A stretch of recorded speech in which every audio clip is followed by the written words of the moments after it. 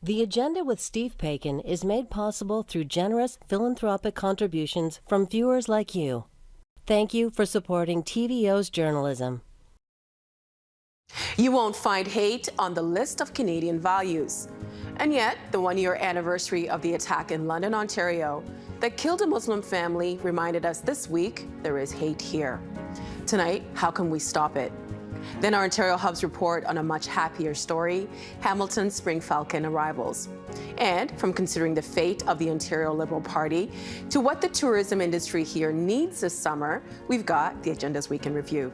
It's Friday, June 10th, and that's coming up on the agenda.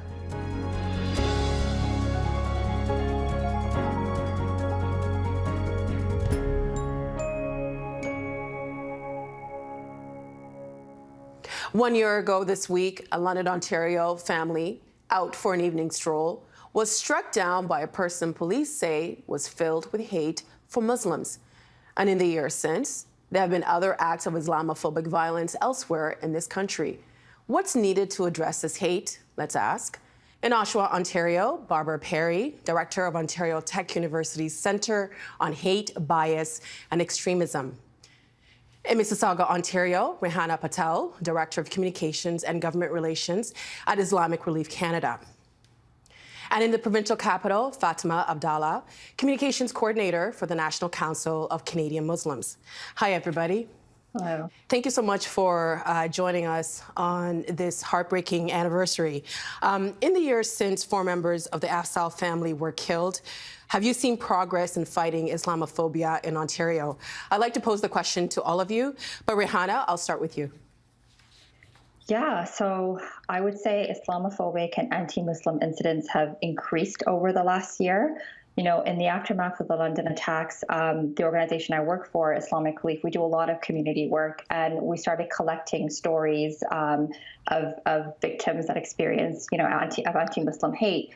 And we've heard so many stories from women getting their hijab ripped off to microaggressions in the workplace, violent attacks, and a lot of verbal abuse, specifically experienced by visible Muslim women, especially those who are wearing their hijabs. And, even for us, we are a Muslim organization. Over the last few years or so, we've received a tremendous amount of hate mail. That's online hate, and that's also physical mail, letters with threats, horrific messages. There's been a lot. And Rehanna, you shared something with us that we'll talk about in just a few moments. But Fatima, I'd like to ask you that same question. Yeah, and so the attack that had taken place in London, Ontario had forever altered the relationship that the Muslim community has with Ontario and Canada as a whole. And that night of the attack on June 6th, NCCM collectively with the London Muslim Mosque and other community leaders called for change and called for action. And one of those changes that we called for, and one of those forms of actions that we called for that were immediately taken into account, was the call for and the need for a national action summit against Islamophobia. It was promptly committed to and held by our government leaders. We saw leaders from the provincial, federal, and municipal levels of government all get together and address 60 NCCM recommendations that address Islamophobia, and not only its violent but also its systemic forms. And Barbara. Yeah, I just want to follow up, I think, on what Fatima was saying in terms of the summit. I think the problem is that we haven't seen much action subsequent to the summit. We're still even waiting for the appointment of the special envoy on Islamophobia. So at the federal level, not much has happened, and at the provincial level, very little indeed coming from the provincial government. I think a lot of work is happening at the local level, from municipalities and from civil society organizations as well. And we're going to touch on some of the points that you raised, including what the government are doing or not doing or should be doing. I just wanted to break down some numbers just to get a better understanding of what the situation looks like here when we talk about hate crimes. Despite the important work being done, hate crimes are still on the rise in Ontario. In 2021, 146 hate-motivated incidents were reported to London police. That's a significant jump from 93 reported in 2020 and 61 in 2019. 2019. This year, between January 1st and March 24th, 26 hate-motivated incidents and crimes were reported to the London police. In Toronto, police recorded a 22% increase in hate crimes. A Statistics Canada report published March 17 of this year found that Ontario reported 1,164 hate crimes in 2020.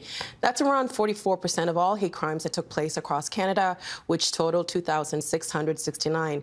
In comparison, BC, the province with the second highest number of hate crimes, reported 519 incidents. Our province also saw the highest spike in the number of hate crimes by far. Ontario reported an increase of 316 hate crimes. The second largest jump was also in BC, which saw an increase of 198 hate crimes in 2020. Barbara, behind all those numbers are individuals, families impacted. We don't know what's happening on the ground. And some people we know don't even report hate crimes. They might not feel safe going to the police, or they might think that people don't think it's a hate crime. What are some of the driving factors behind the rising incidence of hate crimes, Barbara? Oh, there's such an array of factors, I think, but a lot is attributable to COVID and the anxiety and the anger and the whole array of emotions that people are feeling and looking for scapegoats. And I think if we look at the data from 2020 in particular, the increases we saw there were anti-Asian violence, anti-Black and anti-Indigenous hate crimes specifically. And I think the anti-Asian is, an obvious response to COVID and the vilification of Asian communities in that context. And I think the anti-Black and the anti-Indigenous hate crime is also a form of backlash violence in response to the resistance and activism we've seen amongst those communities in Canada and the U.S. across North America in the last couple of years. And so they're reacting against, the Black Lives Matter movement, for example, and the land defenders in the Canadian context specifically. And sort of it's a punishment almost for people stepping outside of the boundaries that have been crafted for them. We've also been hearing the rise of anti-Semitic attacks. And I think we're having these conversations. Maybe we forget, like I mentioned, that behind all of these incidents, there are people. And Rihanna, you actually shared a photo with us with an example of hate mail that you received. Thank you for sending that to us. Can you tell us more about this, Rihanna? Yeah, so this happened a few years ago, just as pre-pandemic. There was an op-ed that I wrote in the Toronto Star about my meeting with some of the women of the 6 men that were killed in the Quebec Moss City shooting. And someone actually ripped out the op-ed from the newspaper, the Toronto Star, and wrote some horrific messages, put it in an envelope. I guess they found our office address and actually mailed it directly to me. So, it was for me coming in the office, just seeing, I get mail, opening the mail, and I'm seeing that. I'm just like, oh my goodness, what, like someone actually took out the time to rip that off, do it. And that's just one example. Over the last few years, we've received so many. There was an incident as well where a gentleman decided that he wrote a letter and said that he got his dog to urinate on the envelope. And then one of our staff opened it and was like, oh, wow. And then after that, we had to make a policy where all of our staff has to wear gloves before opening mail now. And that's just an example. Even when you go to online, so much online hate as well. We did try and report a threat that was made, a letter that came in to the police as well. But at that time, there was absolutely nothing the police could do. There's no system, there's no procedure for reporting such incidences. It was just a report that was filed.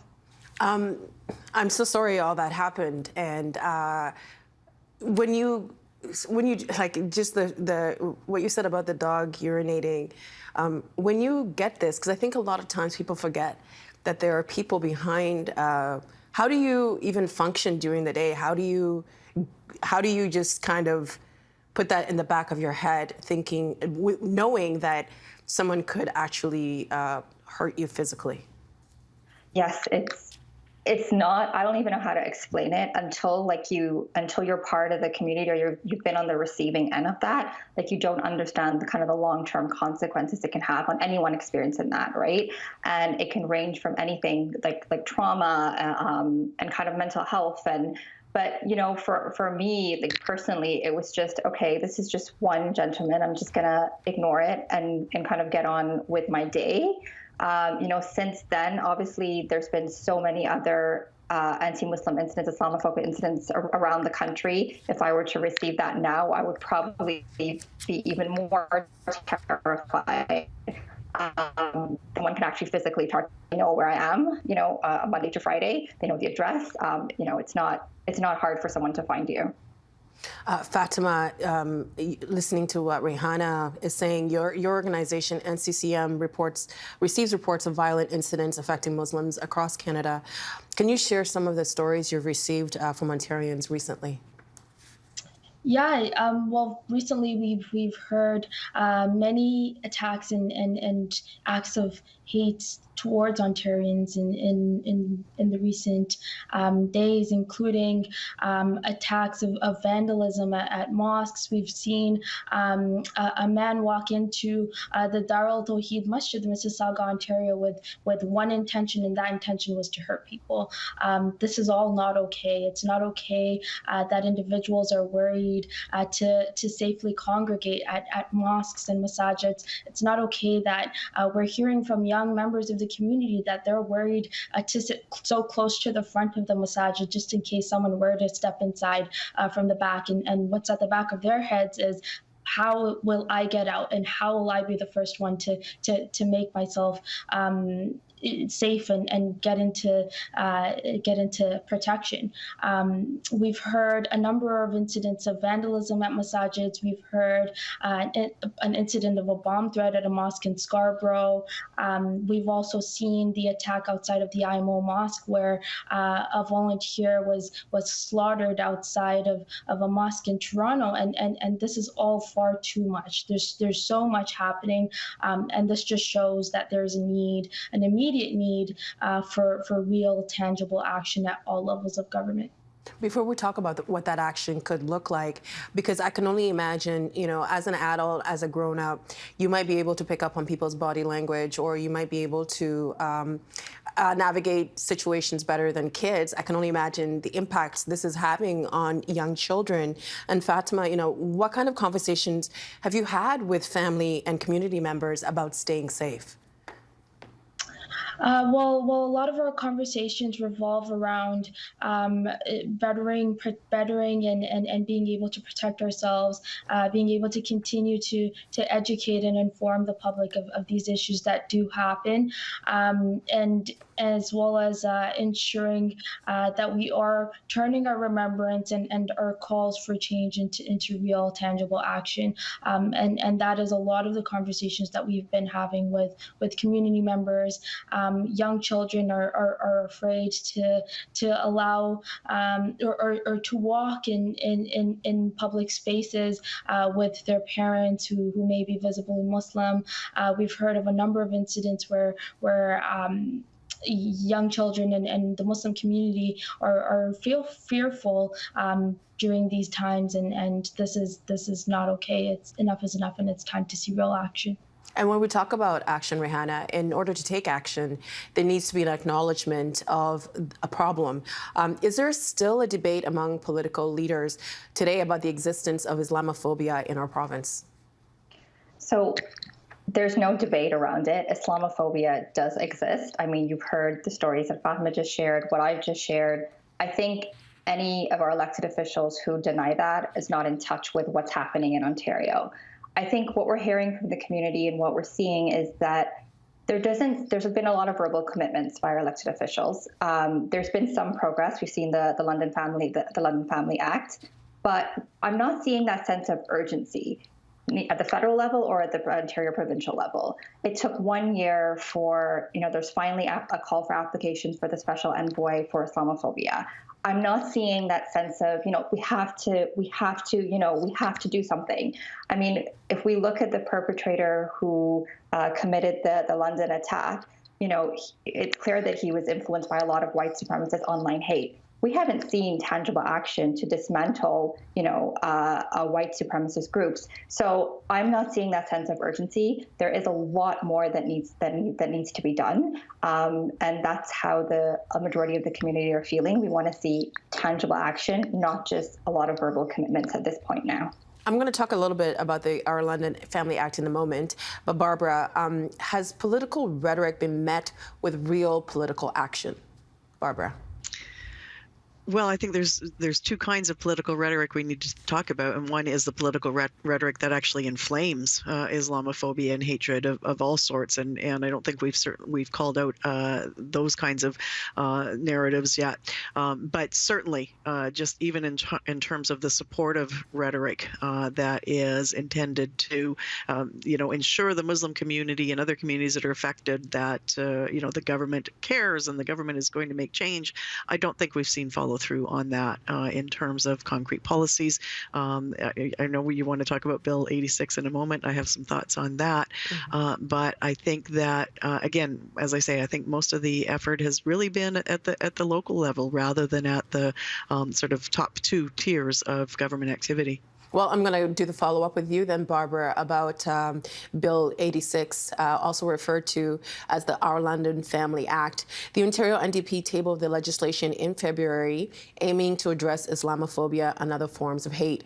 It calls for annual anti-racism training for frontline workers in public sector organizations, surveys of Ontario residents about their experiences with inequitable outcomes and systemic racism, and the development and maintenance of a provincial anti-Islamophobia strategy for schools, among other important reforms. Bill 86 did not pass before the legislature was dissolved ahead of the provincial election. Barbara, you said you had some thoughts on this. What are your thoughts? Well, I think it's telling that it was not the ruling party, the governing party, that introduced the legislation. Also telling that it died on the table before the election. And there's been, I know it's fairly soon after the election, but given the urgency of the issue, I'm stunned that there hasn't been, that conversation hasn't been taken up again. I think left to their own devices, the governing party will not proceed on that, but fortunately we do have a very strong, very vocal Muslim community in Ontario who will continue to press for that. The NDP, I think, and Liberals as well will continue to press on that legislation. So it would be wonderful if by the end of the year we could see that enacted.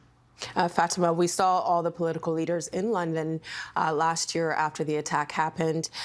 We know that this legislature was dissolved ahead of the provincial election. What do you think will be the fate of Bill 86 under Doug Ford's government? Well, the Our London Family Act is a piece of model legislation that addresses Islamophobia in all of its forms in Ontario. And you've mentioned that we did hear every single political leader step up on that stage at the vigil outside of London Muslim Mosque and call for change, call for action.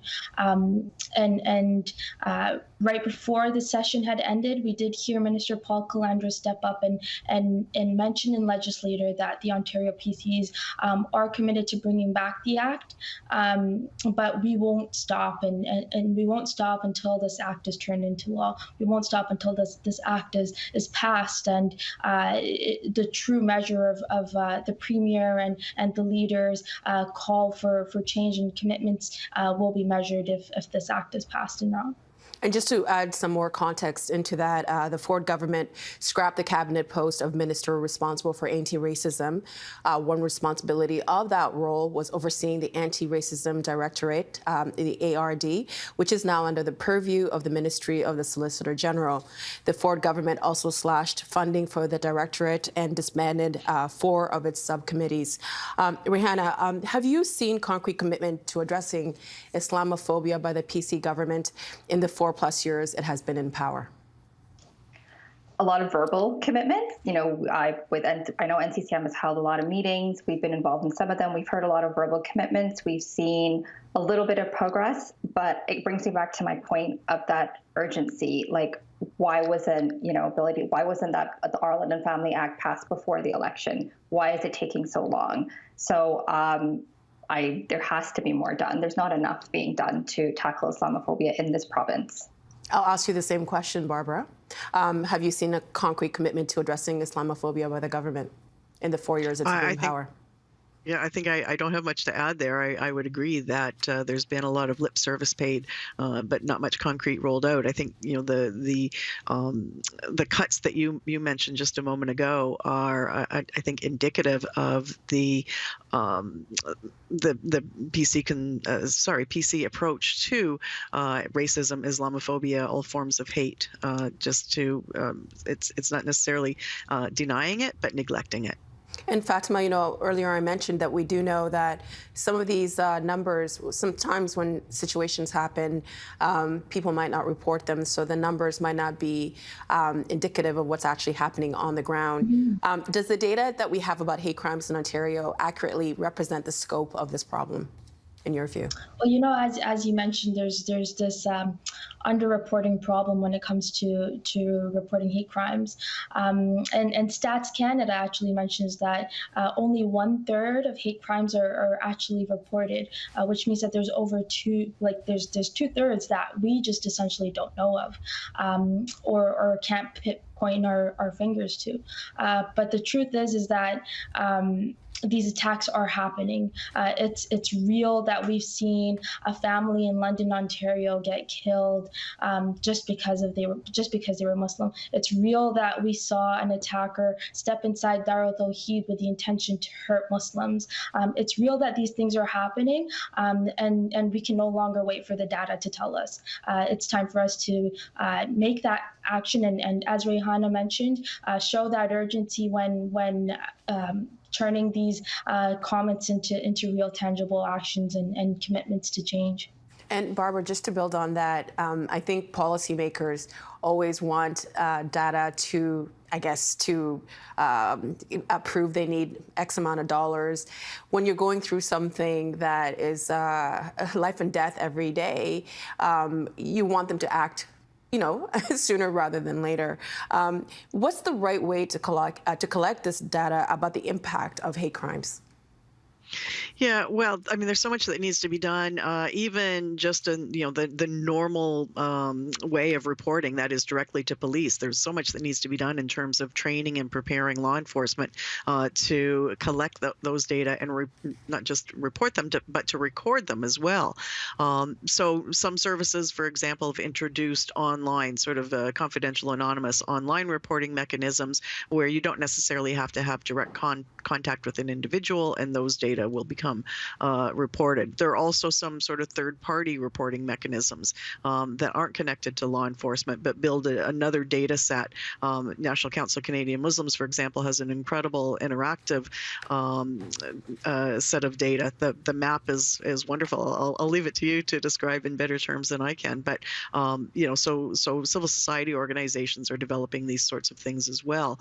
But I think if we want to talk about reporting to police and increasing the likelihood of responding, there's so much more community engagement work that needs to be done there. There are a couple of services that have in the past been very strong in that respect, and I think we can learn from some of those examples about police engagement, but also within the communities, conversations within affected communities about the importance and the significance of reporting in order to document those trends, so that that policymakers will listen, because you're right, they listen to numbers, and I think that's important to have those sorts of patterns established. And Rehana, I saw you nodding.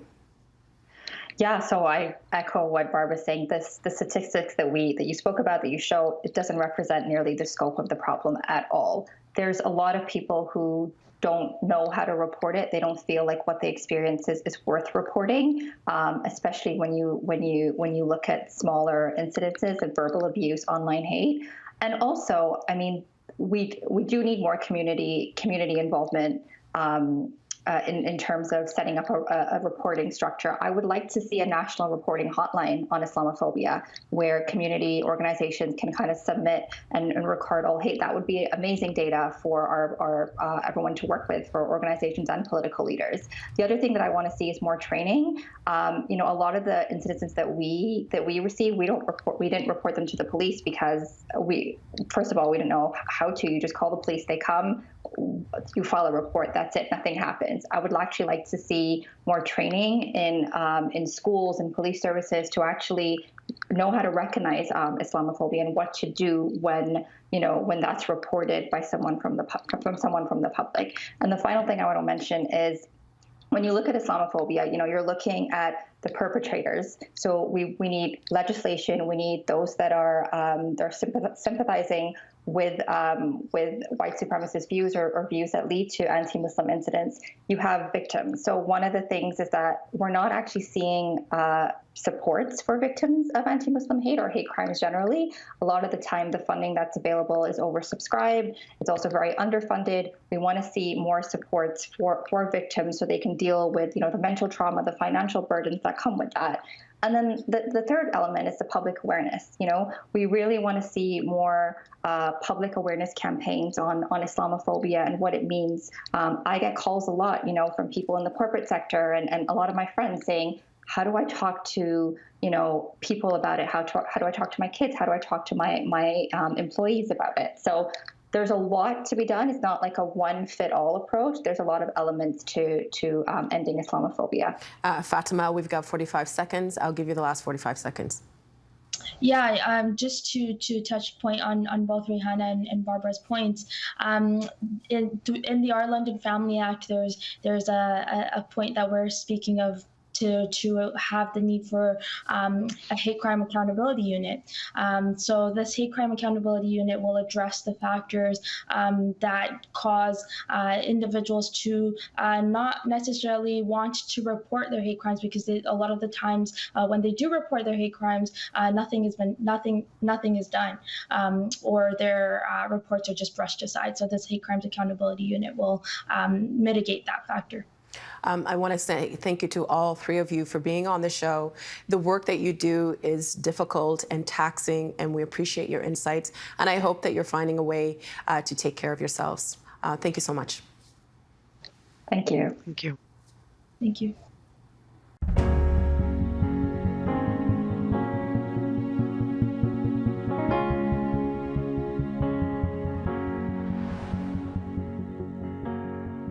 It's been a busy spring high above downtown Hamilton, including welcome new arrivals for Falcon enthusiasts. Justin Chandler covers the Hamilton-Niagara region for Ontario Hubs, and he joins us now to explain. Hello, Justin. Hello. All right, we are talking about peregrine falcons. Now, lots of Ontarians have probably seen a peregrine falcon in their neighborhood, or they maybe have not seen them because they're quite fast. Now, this species in particular was classified as endangered at one point, correct? Yes, the peregrine falcon, maybe my second favorite animal, was endangered up until 2011. It was placed on the species at risk list, and is considered now a special concern, which means that it could be at risk of becoming endangered again. The reason it was largely endangered in the first place was because of DDT and pesticides that was working its way up the food chain and killing these predators. So they're at risk. Problems could happen again, but at least for now, their population is doing okay. All right, let's talk about the initiatives and work that's being done to keep the species going. How do programs like the Hamilton Community Peregrine Project help these birds survive? Yeah, so the project, which is also called Falcon Watch, so I'll use that because it's shorter. What they like to do is they monitor falcon nests. So right in Hamilton, there's a nest of falcons on the Sheridan Hotel downtown. And the Falcon Watch, what they do is they keep a close eye on the nest. And when chicks hatch, what they try to do is when the chicks start to fly, they'll go out, they'll watch, they'll see where they land. And if they run into any difficulty, they'll actually rescue the chicks and bring them back to the nest. So in the wild, well, I guess all over in Ontario, most peregrine falcon chicks, I think 70%, don't live past a year. And for an urban bird, life can be really dangerous. There's tall buildings that you could fly into. Falcons have this defense mechanism where when they feel threatened, the chicks will just freeze. That's not great on downtown Hamilton, where you've got 5 lanes of traffic coming through. So they really work hard to make sure that if these birds go down, they know where they are and they know that they can get them back up to their nest so they're not injured by predators, by people, by vehicles, things like that. Well, let's talk about the group in Hamilton. There are some chicks that are above the Sheraton Hotel, and they're getting a bit of help from the organization and volunteers in helping them survive where they breed and where they nest. Can you tell us a little bit about that as well? Yeah, so they've been there actually for 25 years. Not the same falcons, but there's been a nest for at least 25 years on the Sheraton. And the Falcon Watch started around then with people who used to work with the Hamilton Naturalist Clubs and I think some different groups. And really at the time, there weren't a lot of what are called fledge watches, where people look after these fledgling chicks. And it was pretty new. And it really came together with a lot of teamwork in the community. This is something that I wrote about for our website last summer. But the Sheraton Hotel is sort of a partner here. They let the Falcon Watch have a camera so they can watch the nest at all times. They let them into the hotel when they're needed. They work with McMaster University. They have the David Braley building downtown is where Falcon Watch stores a lot of their equipment. And they're also in touch with people all throughout downtown Hamilton who manage buildings. One of the things, Falcon Watch has about 30 to 45 volunteers, depending on the season. But they're really known in the community. So if Falcon Watch goes up to a building and says, hey, a chick went down, can we go up to your roof? Like, the building management will actually let them go up. Like, they're sort of an institution in the community. And they're always saying how grateful they are to their partners and the people that they work with. But they do these long shifts. So they'll get out early in the morning, they'll work till late at night, and they have people just always watching the birds, trying to make sure that nothing happens to them when they're learning to fly. Truly a city effort. That's quite amazing. All right, I know we have some really fantastic photos and I want to make sure we get to them. Let's have a look at the first one and let me know what we're looking at here. This obviously looks like we're really high up. Yeah, so this is a shot 18 stories up of the Sheraton Hotel. This is on the day that the falcon chicks this year were banded. So there's 4 new chicks. They get banded for identification. So we'll go over that in a bit. But in order to actually get them from the nest into the hotel where this happened, a climber has to go down. So this here, you see John Miller. He's been a climbing instructor. He worked for the city of Mississauga, and he was in an unrelated job, but he's been volunteering with the Falcon Watch for as long as it's been around. So here's him descending down the hotel in the little fluff ball right by his left foot there. That's a chick crouched down. You can see one of the parents has taken flight, and he's going down to get the chicks and hoist them up into the hotel. All right, let's have a look at another photo. This is where we're indoors, so we've secured one of the chicks and we're putting it in a basket. Tell us about that. Yeah, this is Wednesday, and she's going into a bucket on top of a scale so that they can weigh her. And by weighing them, they actually find what sex they are. So female falcons are bigger. They also have bigger leg bones. So they weighed Wednesday and found out that she's female. And the people who you see there on the left, that's Mark Nash, who's with the Canadian Peregrine Falcon group. And he works on making sure that fledge watches around the country. Hamilton's is independent from his group, but the Peregrine Falcon Foundation helps to just make sure that other groups are organized and able to take care of the birds. So here you can see one of the measurements on one of the other chicks. This is going on. That's Ann Yagi, who's doing that measurement there. She's an independent environmental consultant. She's also been working with Falcon Watch for a long time, and they do that measurement, again, to try and figure out what the sex is. And here's one of the birds. This one's Dundurn getting held up, and that's where you can see a band on the leg. And those bands, very lightweight metal pieces used to help identify the bird as they travel around the continent after they've grown up and left the city. And now over here we get to, this is one of the pictures. So that banding was May 27th. This is a picture from June 6th. So you can see the falcons are looking quite a bit bigger, new coloring now, and they're starting to flap their wings. So they're actually getting pretty close to being able to take flight. And the Falcon Watch, I just heard this morning from the senior monitor, Pat, that they're getting ready to station people even over the weekend just to make sure, even though the watch doesn't officially start until next week, that if the birds decide to take flight, that they've got people ready to go.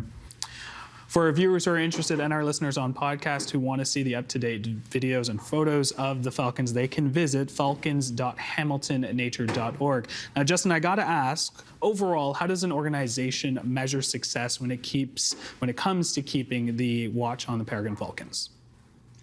Well, the organizations, they say that really a lot of the work that they and that other groups have done is partially responsible for bringing peregrine falcons back onto the not being on the endangered species list. So Mark Nash, who I mentioned, for example, I spoke with him last summer, and he said urban birds are actually outproducing wild birds. And he said that he thinks that's partially because of the work that groups like this have been doing. He mentioned getting a call once from Chicago for help identifying a bird, and he found out that it was one from Etobicoke that had been rescued 6 times by its local Fledge Watch. Here in Hamilton, they've successfully fledged over 60 chicks, doing about a rescue a year on average. So maybe some birds were rescued and still died, or maybe they were rescued but they wouldn't have anyway, but they've certainly worked to save the lives of some birds. And for them, that's success, is if all the birds survive, fledge, leave town, maybe they come back, maybe they don't, but they go out to start their own families and live their free feathered falcon lives. Amazing stuff. Thank you so much, Justin. I do have to ask, I know we're short on time here, but you said peregrine falcons are your second favorite animal. I'm sure people want to know what's your first. Oh, well, dogs. Okay. All right. That's fair. All right. Thank you, sir. Thank you.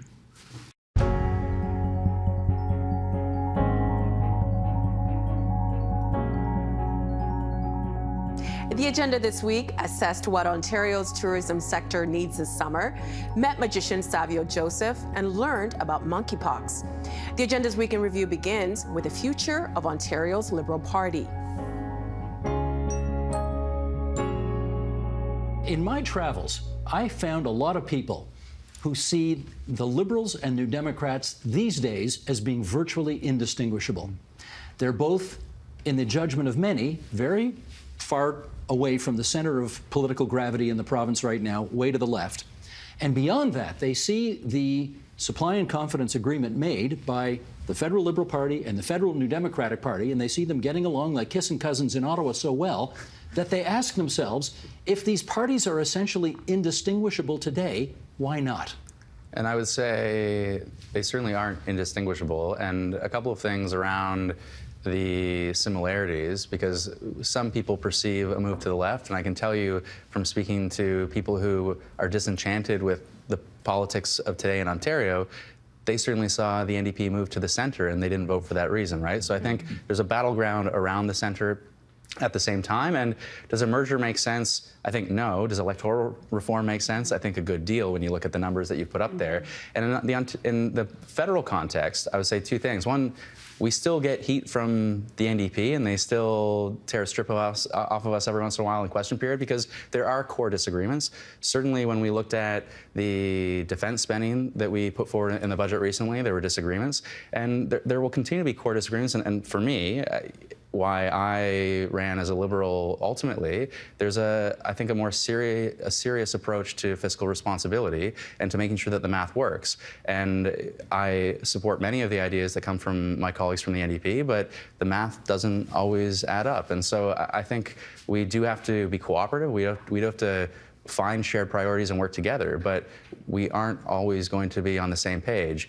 And I would also caution when we talk about a merger, and when I see the marriage of inconvenience that is the federal Conservative Party right now, you might have a merger that pays off in a short-term way, but is destructive in a long-term way. That's on point. You mentioned proportional representation there, or at least alluded to that. I must have had 100 emails from people saying, you know, this is why we need PR, because obviously all this progressive vote counts for naught if it's split. Except that, you know, it was rejected in this province in 2007 in a referendum. And the Prime Minister of the day has made it abundantly clear he's not going to bring it in. And we know Doug Ford's not going to bring it in either. Jeff, question. That's a non-starter, isn't it? PR. PR? Well, we campaigned on the belief in it. I think we have to accept that we're going to fight the next election under the current system. And we have to make our case as a party to the public that within the current system, we are capable of governing on a broad agenda. I mean, I think, within the current system, you talked about the vote efficiency of the NDP. The winning math is different. And it is unfortunate because I think as we are facing today a real crisis of disenchantment, of declining turnout. And so I think the more interesting question would be, are people not voting because they think their vote doesn't matter? Or are they not voting because they think politicians aren't relevant to them anymore? Politics isn't relevant to them anymore. I think you've got to get to the bottom of that question before you say, it's a problem with the system. Of course there are problems with the system. I would agree. Look at the numbers you just showed on the screen. But I think there's maybe a more fundamental problem right now in terms of the way politicians speak to and listen to the public. Okay, well, let me try another idea then. Andrea talked about other ideas. How about this? In your 2 ridings, the Liberals came second. So you should form an agreement with the NDP that you get dibs on those ridings, and the NDP won't run a candidate. In your riding, because the NDP won, they get to run a candidate, you don't.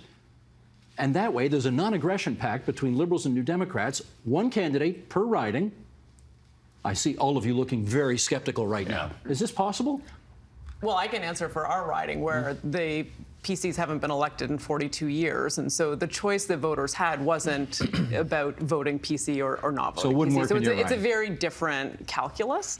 But I would say that, we as Liberals didn't show up to offer a picture of the future that was radically different than the New Democrats were, and they had a popular candidate that people liked, that I liked. Jessica Bell. Right.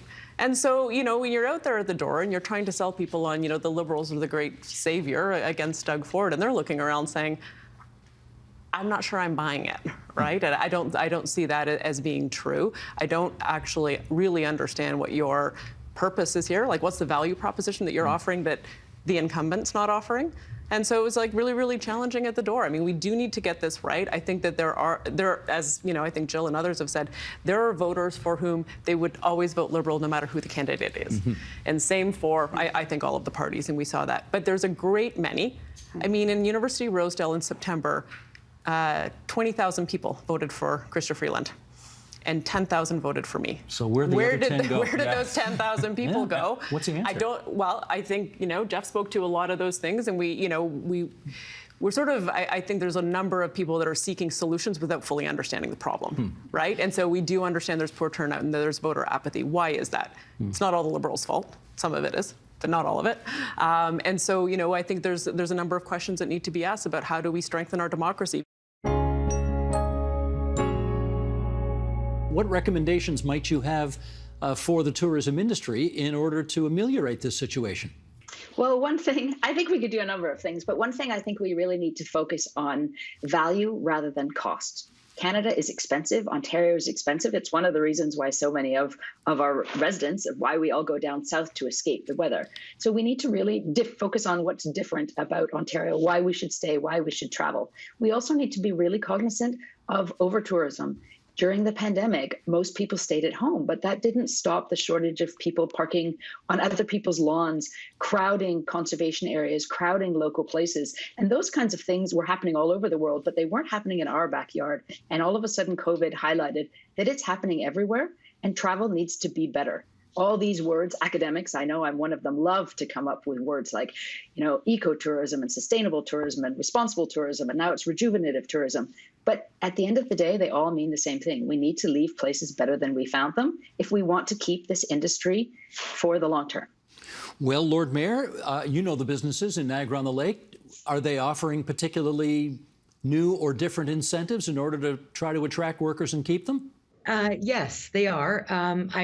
I won't go into the details of what they're doing, but in terms of salaries increasing, yes, they have been talking about increasing salaries and trying to figure out how transportation can work better. In Niagara-on-the-Lake, we have two issues here that council is also trying to work on.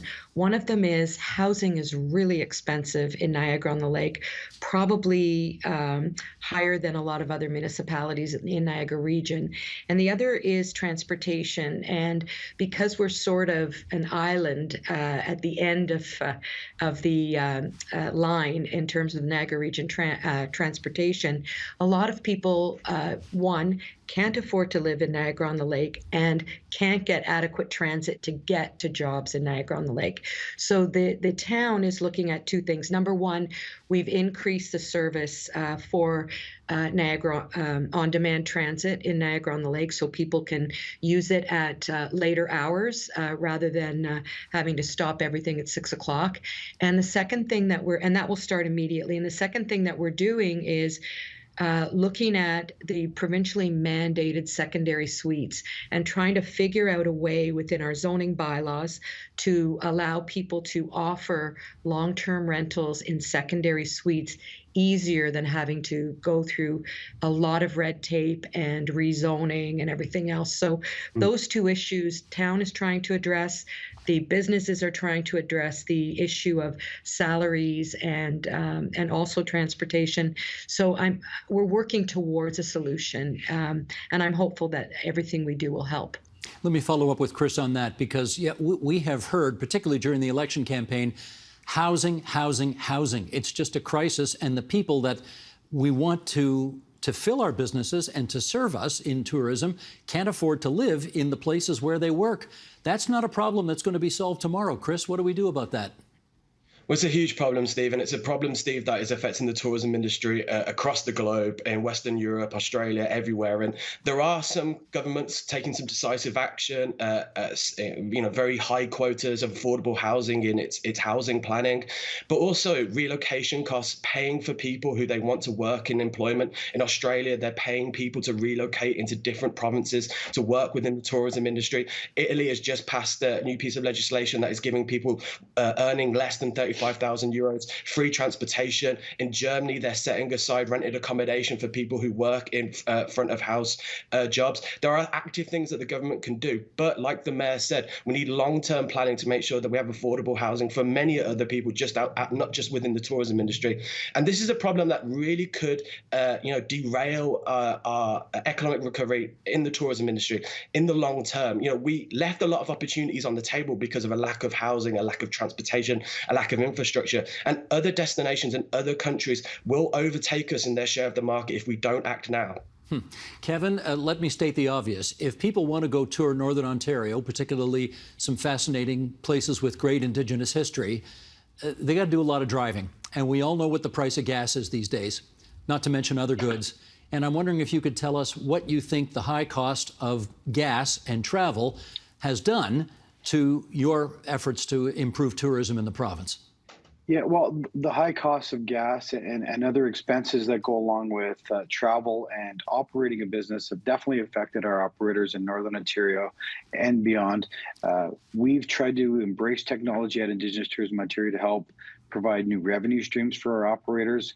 And we do things like virtual reality experiences, augmented reality experiences, but definitely, like with the cost of gas for vehicles alone, you're going to see, and we are seeing it now, that although there's a pent-up demand, we're seeing a decline in the number of people traveling around.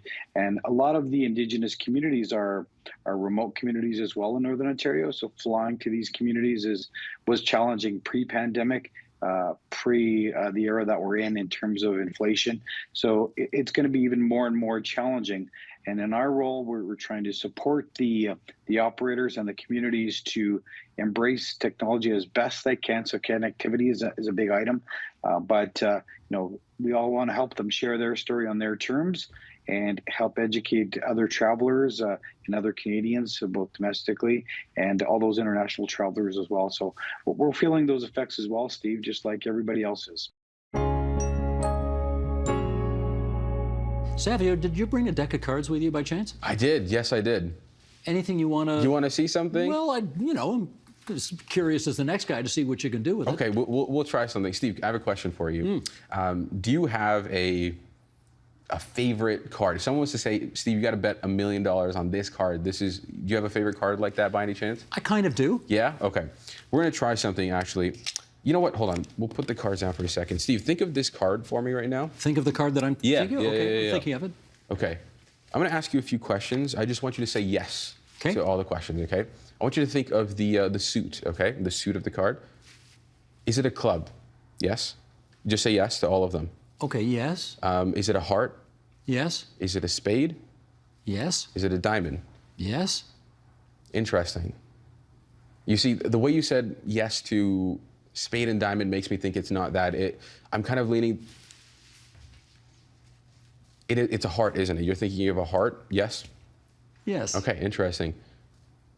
Steve, just close your eyes for me. I'm going to write something down on this. I'm going to show the folks at home. I'm just going to show this camera over here. Steve, don't take a look just yet. Okay, keeping my eyes closed. Steve, I'm going to hand this to you. You can open your eyes now. It's on the table. You can open your eyes. Just for the first time, what is the card you were just thinking of right now? What is your lucky card? 6 of hearts. 6 of hearts. Interesting. Just before you turn that over, you didn't whisper this to me. You didn't write it down. You and I have not discussed this at all. Okay. Turn it over and show them what I wrote down. Yep. Take a look. Get the... It's weird. I don't get it either. I don't know. You don't get it? You just did it. What do you mean you don't get it? I don't get it. Strange. I lose sleep at night, really, just thinking about this. Now, I want to be true to my word from before and say I'm not going to ask you how you did that because it's better if it's magic and I don't know how you did it. But I'm dying to know how you did that. Well, but don't tell. I guess you shouldn't tell me. Well, I mean, I have to quote James Bond. He says, if I told you, I'd have to kill you. Right? Yeah, I'm sure. That's a crazy, crazy trick, though, because I'm sure there's something kind of very simple and basic about it. I mean, you. Oh, wow. Thank you. That's good, man. That is really good. Thank you. When you did that trick for the first time, for a parent, or have you got siblings? Yeah, I do. I have a younger brother. Okay. We got one engineer. So when you did that trick for the first time, what reaction did you get? It's tough to remember the very first time, but I will say my style of performance has changed a lot. So, like, the kind of material I would do when I was a lot younger is very different from what I do now, when I at this age. So, early on, I would say, like, it was so and so. There's, Magic has this cool thing where it's like, even if what you say sucks or if, your performance is okay, Magic can look good, like if it's a magic trick with the prop or whatever it is, it can look really cool. So, there is that benefit to it. So at the beginning, it was definitely, it's okay, parents are like, okay, maybe practice a little bit more and then, we'll see where this can go. I actually have footage of me very young doing tricks with my brother behind the camera and us just filming, having fun. And I look back and I'm like, oh my goodness, thank God I've progressed a lot from that time. Let's start with the basics. What is the monkeypox virus? So this is a DNA virus, very different than COVID-19. That's an RNA virus. Very closely related to the virus that causes smallpox within the same family. This has been described in the 1970s in monkeys, which is derivative of the name, but more recently has been shown to be circulating in rodents, particularly in sub-Saharan Africa, West and Central Africa, where there's been sporadic cases and actually a significant rise in cases over the last 10 years that have been largely from interactions with rodents in those communities and then coming back into households with limited spread. There have been a few events of transmission that's occurred outside of West and Central Africa. There was an outbreak in 2003 associated with some rodents that were actually imported from the Gambia and other West African nations. And then more recently, we've seen a few events associated with travelers from an outbreak that's been occurring in Nigeria. Over the last month and a half, though, there has been now a new set of descriptions amongst individuals acquiring monkeypox without those epidemiologic and travel links to Central and West Africa, which has been actually the largest event that's occurred in history of monkeypox outside of those endemic settings. Do we have a sense of what sort of caused these most recent outbreaks in countries that, smallpox has been eradicated for many years? Yeah, I mean, it's unclear. Part of it, and what's happening in West and Central Africa now, is the so-called lack of immunity to smallpox, which is leading to a vulnerable population. And we see cases in places like the Democratic Republic of Congo higher than they've ever been before.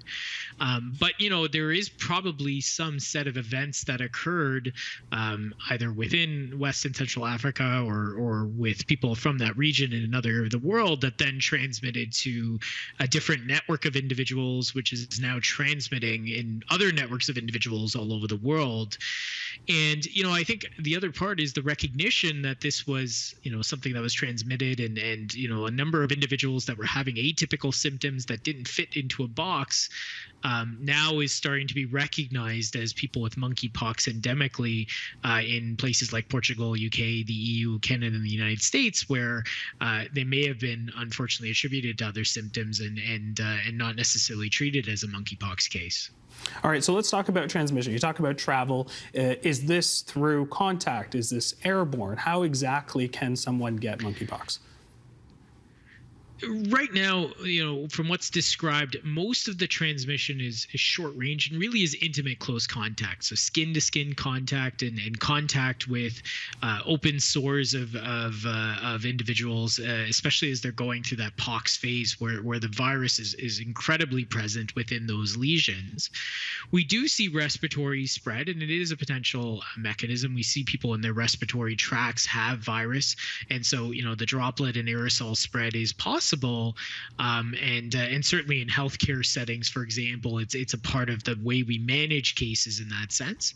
But again, many of the cases we're seeing are people with very close and intimate contact with primary cases, suggesting that, again, that skin to skin or very, very prolonged respiratory contact are the major mechanisms of spread here.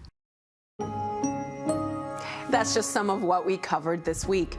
You can find more, including the full conversations, on our website, tvo.org, our YouTube channel at youtube.com/theagenda, or our Twitter feed, twitter.com/theagenda. And that's it for this Friday, June 10th, 2022. Monday, a familiar face returns to TVO's airwaves. Writer Alamin Abdelmahmoud is here on his much-praised new memoir, Son of Elsewhere. I'm Nam Kiwanuka. Thanks for watching TVO and for joining us online at tvo.org. Have a great weekend, and Steve, we'll see you again on Monday. The Agenda with Steve Paikin is made possible through generous philanthropic contributions from viewers like you. Thank you for supporting TVO's journalism. Ontario Hubs are made possible by the Barry and Laurie Green Family Charitable Trust and Goldie Feldman.